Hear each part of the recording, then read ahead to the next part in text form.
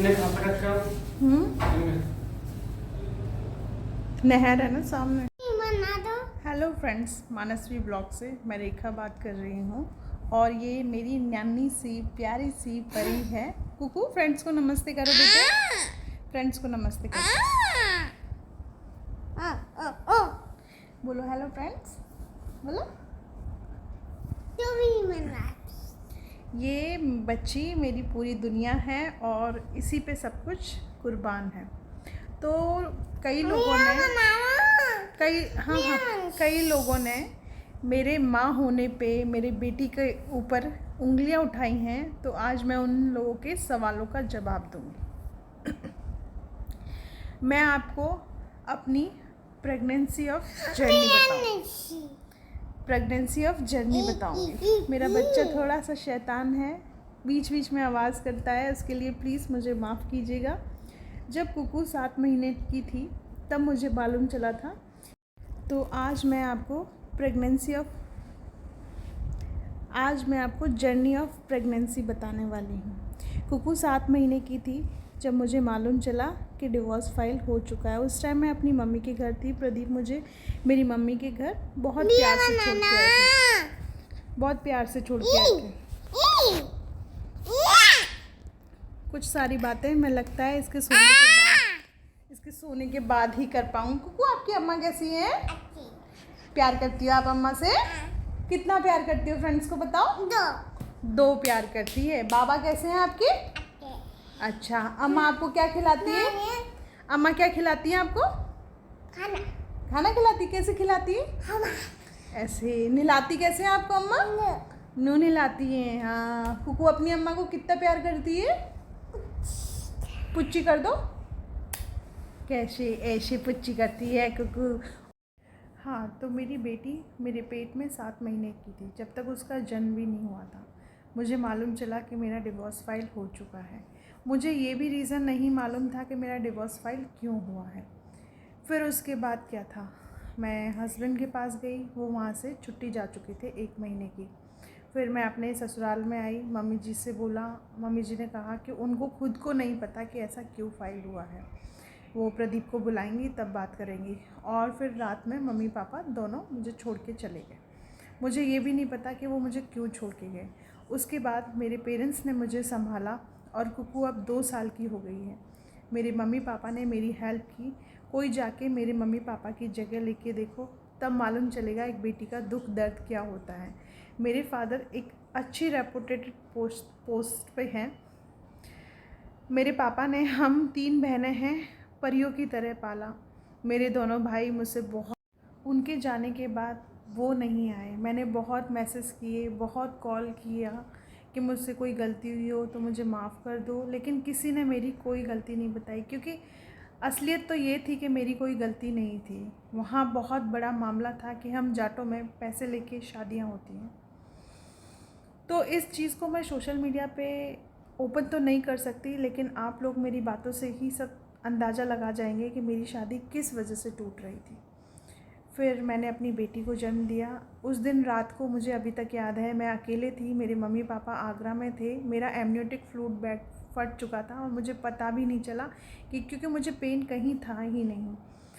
मैंने वो pregnancy phase था, इतनी गंदी तरीके से सफ़र किया। मैं, पता है, सुबह सिर्फ 1 पैकेट मैगी का खाती थी और 1 कप चाय पीती थी, और पूरे दिन भर मैं रोती रहती थी। प्रदीप को मैसेज करती रहती थी, कॉल करती थी, लेकिन उसने मुझे ब्लॉक। फिर सुबह 4 बजे मैंने अपनी मम्मी को फ़ोन किया। मेरी मम्मी पापा 6 बजे मुझे लेने के लिए यहाँ आ गए, और मेरी जो डिलीवरी थी वो आगरा में ही हुई, मेरी मम्मी के घर हुई। कुकू सिजेरियन है, क्योंकि ये मेरे पेट में क्या कहूँ आपको, मेरे पेट में ये फ्लूइड ज़्यादा एक्सेस हो गया था। इसने सुसु पॉटी कर लिया था मेरे पेट में, जो कि एक आम भाषा में बताती हूँ मैं आपको। तो उसकी वजह से मेरा ऑपरेशन होना पड़ा। और दूसरा, मेरे जिस टाइम मम्मी पापा मुझे कार में लेके जा रहे थे, उस टाइम मेरे मन में लाखों सवाल थे, और मेरी उंगलियां मेरे हस्बैंड के को मैसेज टाइप कर रही थी कि अगर मैं बची नहीं तो आप इस बेटी को पाल लेना, क्योंकि हमें पता था कि हमें बेटी होने वाली है, क्योंकि प्रदीप हमेशा उनको इच्छा थी कि हमें एक बेटी हो, चांद सी बेटी हो जिसे वो। तो कुकू 20 अगस्त को 12:37 पे मेरी ज़िंदगी में आ गई। उससे पहले उसके पापा को फ़ोन किया गया, उन्होंने कोई जवाब नहीं दिया। फ़ोन उठाया, बस मुझे एक ही चीज़ कही कि मैंने कहा कि आप नहीं हैं, तो उन्होंने कहा मैं नहीं हूँ तो क्या हुआ, मम्मी पापा हैं ना तुम्हारे, सब संभल जाएगा। मैंने फिर 10-12 दिन तक इनकी आस देखी कि ये आएंगे आएंगे। फिर फाइनली मैं अपने घर यहाँ भरतपुर अपने ससुराल आ गई। तब से लेके आज तक बेटी को बहुत मुश्किलों से मैंने पाला है, बहुत चीज़ें मैंने झेली हैं, अपने आप से ही लड़ाई की कि क्या हुआ ऐसा जो मेरी फैमिली ऐसी बिखर गई, क्या नहीं हुआ। लेकिन सब जगह से मुझे एक ही आवाज़ मिली कि रेखा अब तुझे धैर्य बांधना पड़ेगा, तुझे मेहनत करनी पड़ेगी, क्योंकि इस बच्ची का भविष्य सिर्फ तेरे हाथ में है। मैं तब से एक बहुत अच्छी मम्मा बन गई।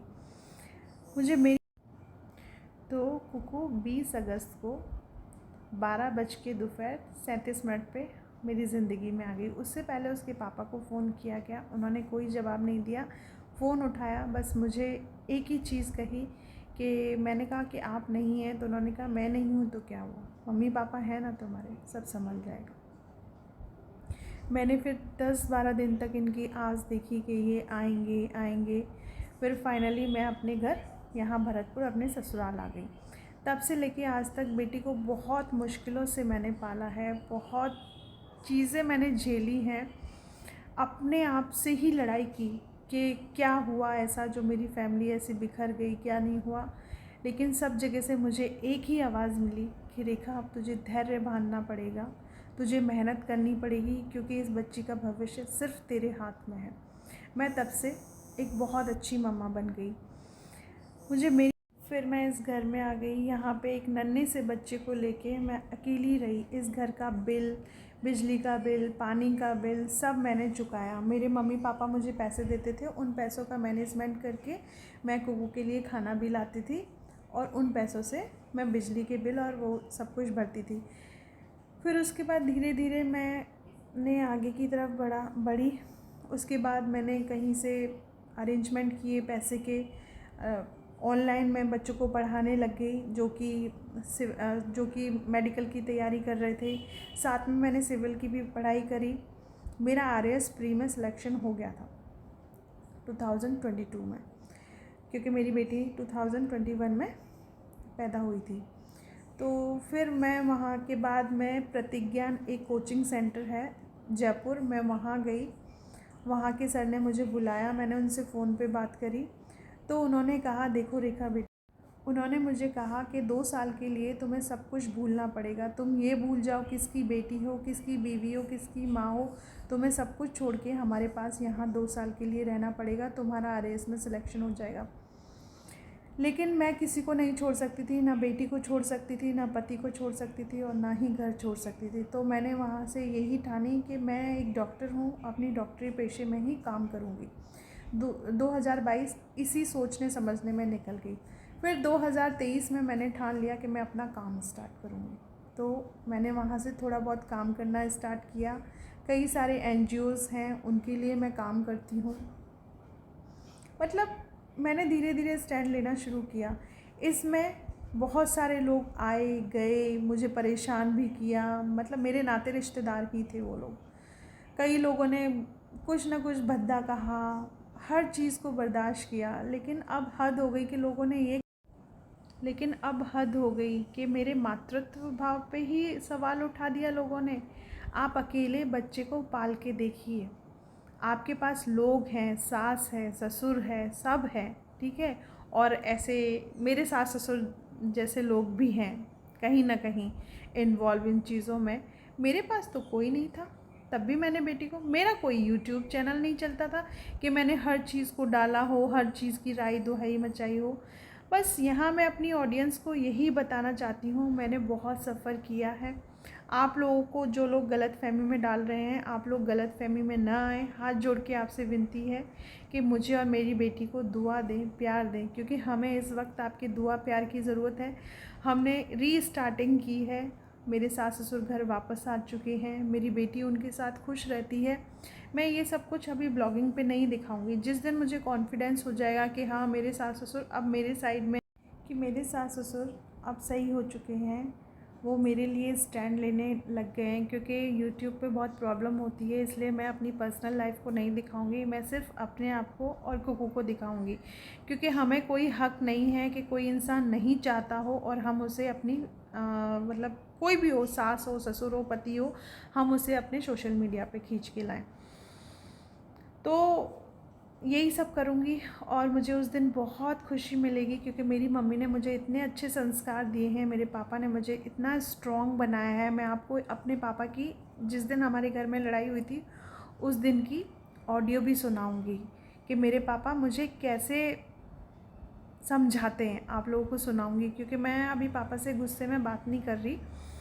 और मेरे को खुशी उस दिन होगी जिस दिन मेरी कोको, हम दोनों पति पत्नी बहुत बड़े डॉक्टर हैं, अच्छे डॉक्टर हैं, आप लोगों की दुआ से। इस चीज़ का मुझे घमंड नहीं है, मुझे इस बात का घमंड नहीं है, मुझे खुशी है कि प्रदीप के मम्मी पापा ने इतना अच्छा पढ़ाया कि उन्हें इतना अच्छा डॉक्टर बनाया। मेरे मम्मी पापा ने इतना मेहनत से पढ़ाया कि मैं डॉक्टर बनी, और अब हम दोनों को भगवान एक कर दें। हम दोनों भी इतनी मेहनत से कुकू को पढ़ाएं लिखाएं कि वो हमसे भी बड़ी डॉक्टर बने। मेरी बस यही अपनी ज़िंदगी में इच्छा है कि ये सब कुछ मेरे जीते जी हो जाए। मुझे नहीं पता किस क्षण मुझे इस दुनिया से जाना पड़ेगा, लेकिन हाँ मुझे लगता है मेरी ज़िंदगी ज़्यादा नहीं है, क्योंकि मेरी शादी जब से हुई मैंने कोई सुख नहीं पाया, कोई मुझे खुशी नहीं हुई। मेरे पापा मम्मी ने मुझे इतने हाथों पे पाला था, इतनी खुशी से मेरी शादी करी थी, पर अब मैं इस चीज़ को ज़्यादा कह नहीं सकती। बस आप लोगों को यही कहूँगी, हमारे प्यारे प्यारे ब्लॉग देखिए, हमें अच्छे अच्छे कमेंट्स कीजिए, हमें अच्छी अच्छी दुआएं दीजिए। मुझे इन्हीं सब चीज़ की ज़रूरत है, क्योंकि किसी का तो सब कुछ